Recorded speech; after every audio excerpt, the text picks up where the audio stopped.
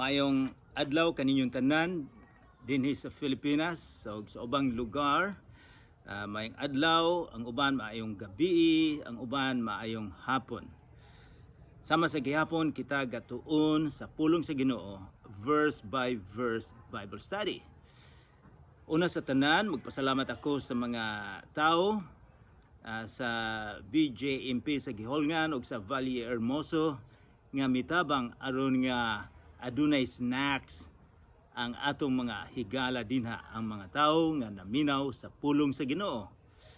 O sa dili pa kita magsugod, atong ihatag ang tanan sa atong Ginoong Hesukristo. Atong iduko ang atong ulo o atong ipiyong ang atong mga mata aron nga kita magampo sa atong Ginoong Hesukristo. Among Amahan nga langit nun, daghang salamat nga imong gibilin ang pulong nga among tunaan karon, nga ang pulong walay paglubad, ang pulong nga may maka-epekto sa among kinabuhi. Lord, hinaot po nga imong abrihan ang among kasing-kasing karon, imo kaming hatagan og kauhaw o kagatum sa imong pulong. Nag-ampo usab ako nga ang Espiritu Santo ang tinuod gyud namo nga teacher karon. Panalipda kami sa mga pagsulay sa ngalan ni Hesukristo nga among manluluwas. Amen. Sa atong normal nga pagtuon, mag-review kita. Sa usang semana, wala nato na human ang Kapitulo 9. Og I hope nga atong matapos karon ang Kapitulo 9. Apan dito sa Kapitulo 9, sa pagsugod sa Kapitulo 9, si Jesus iyang gitudluan ang iyang mga disipulo. Sa sobra sa usa ka tuig ug tunga, ang iyang mga disipulo nakita ang gibuhat ni Jesus ug nadungog nila ang sermon ni Jesus. Bisang asang dapita si Jesus, sila misunod. Ug karon gisugo sila ni Jesus. Gusto ni Jesus nga dili lang sila maminaw o naminaw sa ilang sa tudlo ni Jesus, kundi sila usab mooy mutuman. Gusto ni Jesus nga mosalig sila. Mauna nga si Jesus miingon sa 12 ka disipulo, sa inyong pagsabwag sa maayong balita, dili kamo magdala og pagkaon, dili kamo magdala og sinina o sandalyas or slipper. Musalig kamo kanako ug musalig usab kamo sa mga tawo nga nagpadayon sa ilang balay. So gihatagan sila gahom, gihatagan sila otoridad nga ilang nga ang yawa ilang mapahawa ug nga sila makaayo. Apan una sa tanan nga sila makasabwag sa maayong balita sa gingharian sa Ginoo. So mao to ilang gihimo. Og pagkahuman dito sa versikulo 7, atong nakita nga si Herodes ang hari naglibog og husto kung kinsa man ni siya. Kay abi niya nga kini si Jesus mao si Juan Bautista. Apan iya namang gipaputol ang liog, mga usa ka tuig na gipaputol niya, og siya usab naglibog kay daghan ang misunod mituon ni Jesus, og siya nahadlok nga ang gahom ang iyang pagkahari dito sa Israel, usa ka parte sa Israel, makuha ni Jesus. So gusto ginang makita si Jesus. Apan nakita ni Jesus sa dihang giimbestigar na si Jesus sa duol nang mamatay ang atong Ginoong Hesukristo. And then after that, sa sa bersikulo 10, gipakaon ni Jesus ang 5,000 ka tawo. Sa atong nahibawan na nga sa ilang kultura sa unang panahon, ang mga babae o mga anak dili nila iphon, ang mga lalaki lang. So ang Bible miingon 5,000 ka mga lalaki, apan posible gud ni nga mga 15 or 20,000 ang gipakaon ni Jesus. Ang katingalahan unsa man, jutay lang nga supas o jutay lang nga isda, o kini nakasatisfy nila, og di na pagipila ka bukag, 12 ka bukag nga nasubra. Ato sa mahibawan nga si Jesus dili lang mo supply sa atong physical needs, siya usab mo supply sa atong espirituhanon nga gikinahanglan. Mas importante ang espirituhanon nga pagkaon nga gikan sa atong Ginoong Kristo. Og karon magsugod na kita sa atong pagtuon sa kapitulo 18. Kung mangutana kita karon, unsa may paglantaw ninyo ni Jesus? Ang uban moingon nga maayo siyang teacher. Ang uban moingon nga tao lang na siya. Ang uban moingon nga kana siya Ginoo, espiritu, pero walay lawas. Daghan sila mga ideya mahitungod ni Jesus. Bisag karong panahona sa among lugar sa Canada, daghang mga tao nga dili motuo ni Jesus. Daghang mga opinion nila mahitungod ni Jesus. So, atong tun-an kung kinsa gyud ni Jesus karon. So, magsugod na kita sa kapitulo 18. Basahon nako sa versikulo 18. Usa ka higayon ni ana, nagampo si Jesus nga nag-inusara samtang diha lamang sa duol ang iyang mga tinun-an. Unya nangutana siya kanila, kinsa man kuno ako sumala sa sulti sa mga tao? So usa ka butang nga akong eksplikar ninyo.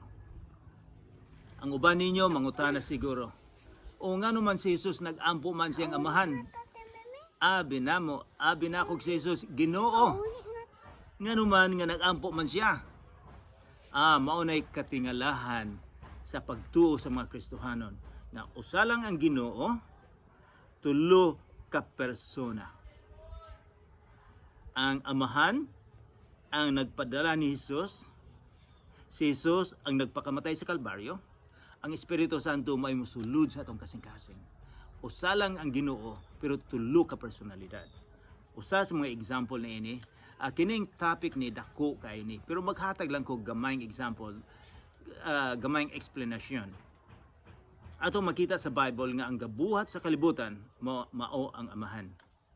Ato pong mabasa sa Bible nga ang gabuhat sa kalibutan mao si Jesus. Ato usab nga makita sa Bible nga ang manluluwas ang Ginoo. Ato usab nga mabasa nga si Jesus ang manluluwas.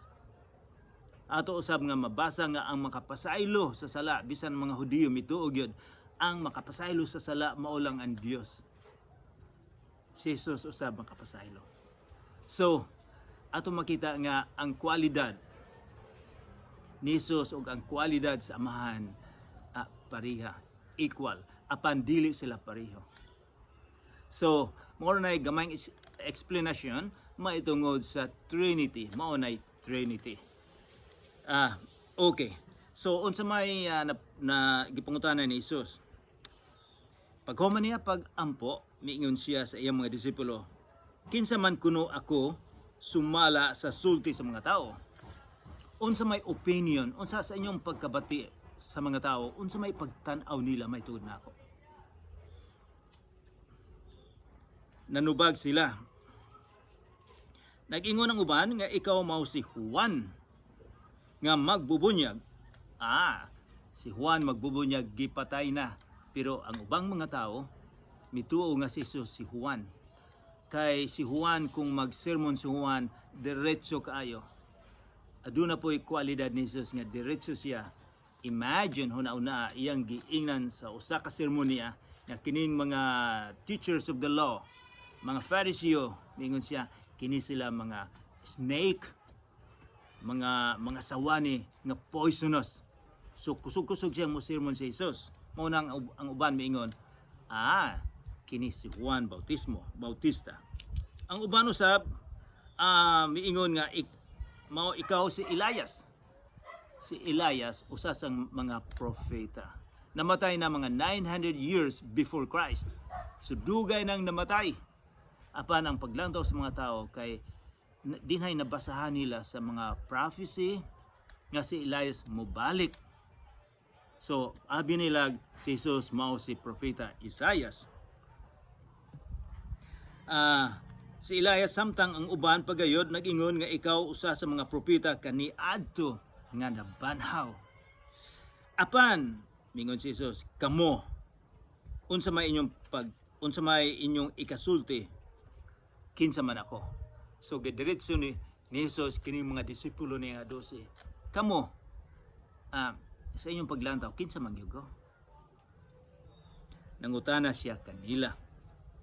Mitubag si Pedro, kini ang giingon nga San Pedro. Mitubag si Pedro kay murag siya ang leader sa grupo. Ikaw, miingon si Pedro, mao ang Misayas nga pinadala sa Dios. Wow, unsa maning Misayas nga si Pedro miingon man, ikaw ang Misayas. Ang Misayas sa Griego, sa original nga sinultian, mao nga Kristo, manluluwas. Apan sa original pagyod, kay sa unang panahon, ang hari dihugan nila. Kung adunay special nga trabaho, ang hari ilang dihugan og olive oil. Mao nang giingon nga Misayas, dinihugan. So si Jesus dinihugan sa espesyal kaayo nga trabaho. Sumao na giingon nga Misayas, ang manluluwas. So silang tanan gapaabot na ning Misayas. Kay kung basahon nimo ang Old Testament, ang karaan nga tugon, si Jesus ang gipili gyud. Apan ang daghang mga tao, si Jesus gyud ang Misayas. Apan daghang mga taong mituo nga dili siya. Lain ang ilang paglantaw. Kay karong panahon gud, sa panahon karon, under sila sa Roman Empire, sa mga Romano. Nagbayad sila buhis, kung magkasayop sila, mapriso dayon, so galisod ang ilang kinabuhi. Under sila sa Romano. Sa unang panahon usab ang mga Filipino under sa mga Espanyol. So wala ta malipay. Kini usab mga Hudiyo nagdamgo gyud sila nga ang Misayas muabot na tungod sa ilang kalisod. So pero ang paglantaw nila, ang perception nila sa Misayas, mao katong usa ka general nga murag King David nga pildihon kining Romano. Apan ang kang Hesus unsa man siya, dili siya usa ka general, kundi usa ka servant nga ihatag niya ang kinabuhi aron nga kita maluwas. Mauna ang iyang pagkahari. Pero si Jesus usab, someday sa ugma damlag, siya ang maghari sa kalibutan. Mubalik siya. Okay. Sa versikulo 21, gihisgutan ni Jesus ang iyang pag-antos ug kamatayon. So, ang ilang pagtuo miingon si San Pedro nga ikaw ang Misayas, ikaw ang manluluwas. Apan atong mabasa sa 21, versikulo 21 nga adunay gipahibulo sila og kinsa gyud si Jesus. Atong basahon.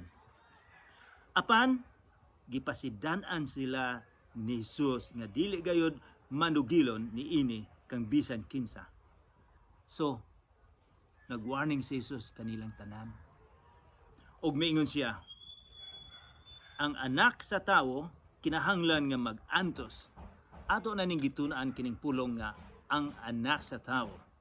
Ato ning nahibaw-an sa sinulat ni Daniel kapitulo 7 nga si Jesus mi-claim nga siya ang anak sa tao. Katong gisulat ni Daniel sa chapter 7, mauto siya. Ang anak sa tao nga gihatagan og power gahom sa amahan. So miingon siya, ang anak sa tao, si dinik capital letter, so that means deity, that means God.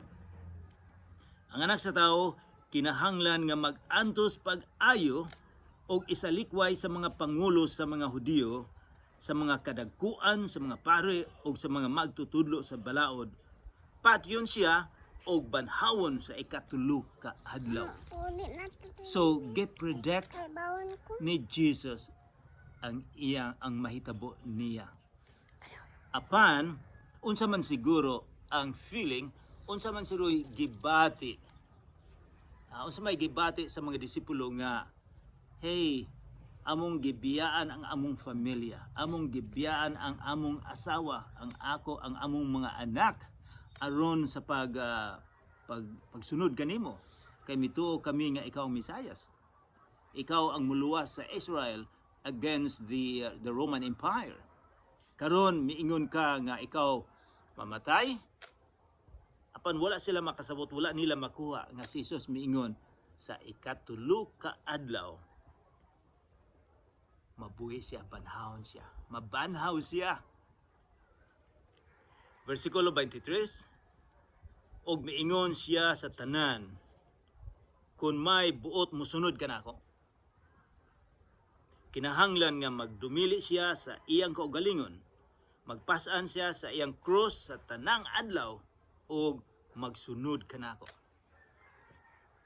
Kitang mga Filipino, muingon kita nga, ang akong bana, ang cross nako, ang akong anak nga dili mutuo, ang akong anak nga palahubog, ang akong anak nga nagdrugs, ang akong babay nga naay boyfriend o daghan na silang gibuhat, kini silang mga tawhana ang akong mga cross.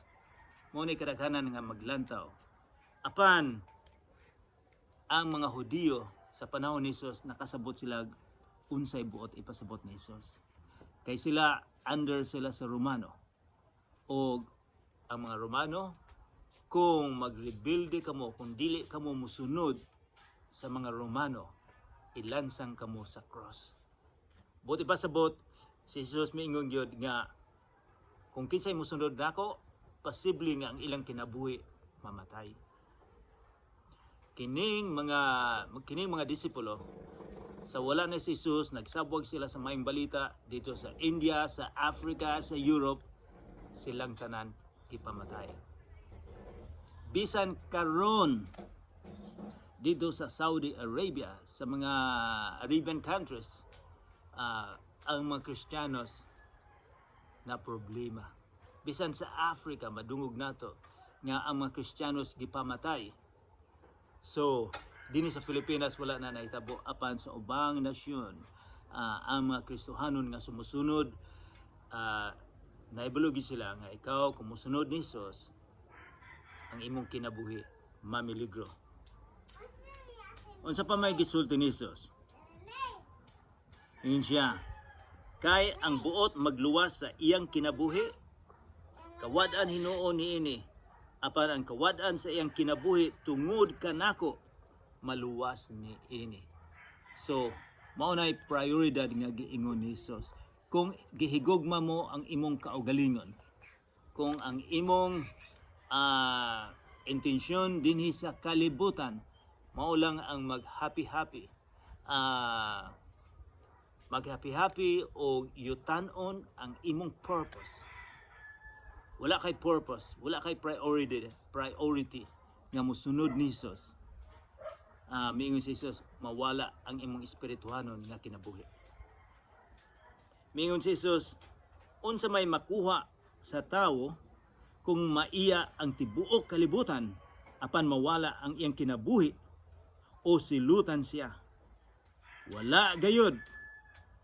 Kung ako og ang akong pagtulunan ikaulaw sa usa ka tawo, siya usab ikaulaw unya sa anak sa tawo sa iyang pagbalik diha sa iyang himaya.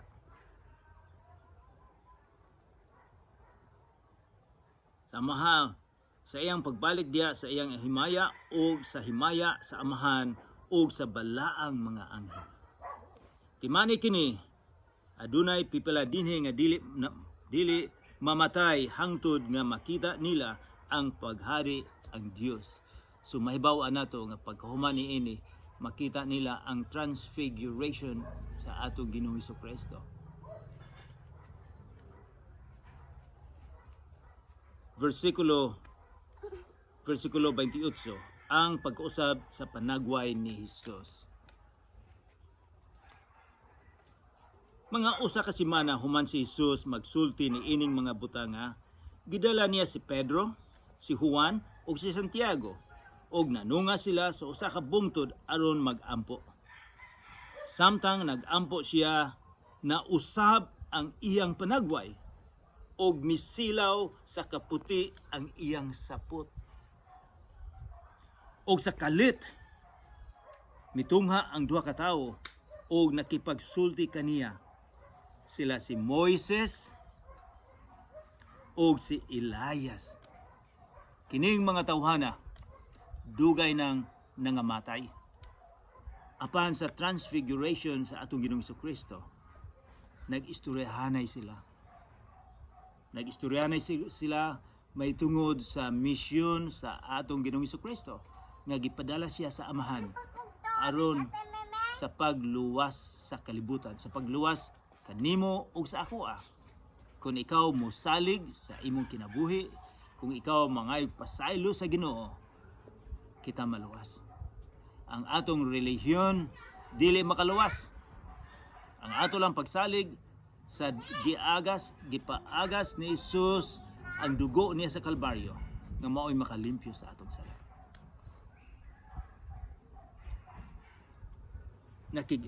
Versikulo 32. Utroon ako ang versikulo 30. Og sa kalit mitungha ang duha ka tawo og nakipagsulti kaniya. Sila mao si Moises o si Elias nga mipakita uban sa langit nung himaya og nakigsulti kang Hesus may tungod sa iyang kamatayon didto. So maoy ilang giistoryahan nga si Hesus magpakamatay sa Kalbaryo. Samtang mibiya kang Hesus ang duha ka tawo, miingon si Pedro kaniya, magtutudlo, maayo gayud nga ania kita dinhi. Magpabarog kita og tulo ka tulda, usa alang kanimo, usa alang kang Moises, o usa alang kang Elias. Sa tinuoray wala sila makasabot sa ilang gisulti. Samtang versikulo 34. Samtang nagsulti pa siya, mitungha ang usa ka panganod og milandong kanila og nangahadlok ang mga tinunan sa diha nga ang panganod mitabon kanila. Unya may tingog gikan sa panganod nga nag-ingon nga miingon, kini mao ang akong anak nga akong gipili. Pamati ninyo siya. Pamatia ninyo siya. Kinsa man to'y gasulti nga gikan sa panganod nga mingon, mao ni akong pinalangga nga anak. Ang Amahan, si Jehovah, ang unang persona sa Trinity, miingon nga kini ang pinalangga kong anak si Jesus. Unsay gisulti sa Amahan, pamati kaniya. Namati ba kamo sa mga pulong sa atong Ginoong Kristo? Maunay sugo sa atong Amahan nga mamati kita. Unsa may mga pulong nga inyong gipamati karon dinhi sa kalibutan? Dinhi sa kalibutan karon, bisag dinhi sa Malalod sa Pilipinas, akong nahibawan ang daghang mga faking nga mga balita. Bisan pa ang internet, bisan pa ang mga cellphone, daghan ako makita nga mga tao na mati og daghang mga balita, daghang mga news, daghang matintal sila. Apan si Jesus naibalo, ang Amahan naibalo nga kinahanglan mamati lang kita ni Jesus. Dili kita mamati sa atong relihiyon, dili kita mamati sa mga balitang balita dinhi sa kalibutan karon nga piki. Miingon ang Amahan, pamati kamo kang Jesus. Ayon man nato mahibawa ang pulong ni Jesus dinhi lang sa Bible. Mauna nga gikinahanglan gyud nga magtuon ang mga tao. Kung ikaw miingon nga Kristiyanon ka, apan wala ka magtuon sa Biblia, murag dili ko makatuo nga Kristiyanon ka. Kay ang Biblia, ang pulong sa Ginoo, mao'y atong espirituhanon nga pagkaon.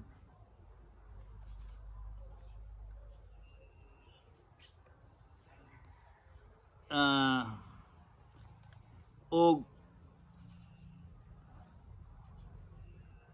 ang dili ba kinsa ang labing dako, mao na sa versikulo 46 atong tanawon. Unya naglalis ang mga tinunan kung kinsa ang labing dako kanila.